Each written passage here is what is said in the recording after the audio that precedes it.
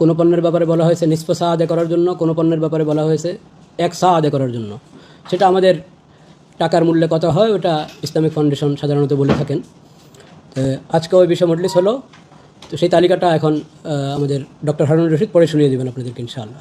ওটার মধ্যে যে নোটটা দেওয়া আছে শেষে, ওই নোটটা হলো সবচেয়ে গুরুত্বপূর্ণ, যেটা ভালোভাবে জানা দরকার এবং প্রচার করা দরকার। সভাপতি মহোদয়ের অনুমতি ক্রমে আমি এই ফিতরা নির্ধারণ কমিটির সদস্য সচিব এবং দিনী দাওয়াত ও সংস্কৃতি বিভাগের পরিচালক ডক্টর মোহাম্মদ হারুন রশিদ আজকের সবার সিদ্ধান্ত আপনাদের সামনে উপস্থাপন করছি।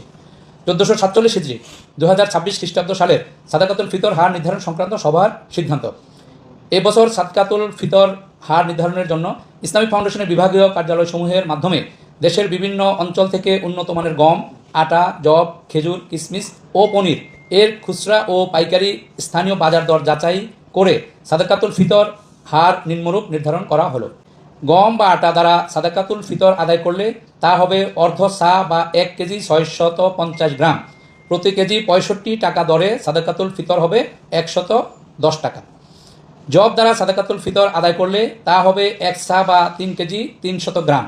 প্রতি কেজি 180 টাকা দরে সাদাকাতুল ফিতর হবে 595 টাকা।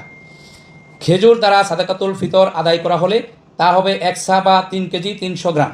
প্রতি কেজি 750 টাকা দরে সাদাকাতুল ফিতর হবে 2475 টাকা। কিশমিশ দ্বারা সাদাকাতুল ফিতর আদায় করলে তা হবে 1 সা বা 3 কেজি 300 গ্রাম। প্রতি কেজি 800 টাকা দরে সাদাকাতুল ফিতর হবে 2640 টাকা। পনির দ্বারা সাদাকাতুল ফিতর আদায় করলে তা হবে 1 সা বা 3 কেজি 300 গ্রাম। প্রতি কেজি 850 টাকা দরে সাদাকাতুল ফিতর হবে 2805 টাকা। উল্লেখ্য, যে কথাটি আমাদের সভাপতি মহোদয় বলেছেন গুরুত্ব সহকারে, দেশের বিভিন্ন অঞ্চলে উপরোক্ত পণ্যসমূহের স্থানীয় বাজার মূল্যের তারতম্য রয়েছে। তদ অনুযায়ী স্থানীয় মূল্য হিসাব করে তা পরিশোধ করলেও সাদাকাতুল ফিতর আদায় হবে। মুফতি মোহাম্মদ আব্দুল মালেক, খতিব, বাইতুল মোকাররম জাতীয় মসজিদ ও সভাপতি, জাতীয় সাদাকাতুল ফিতর নির্ধারণ কমিটি।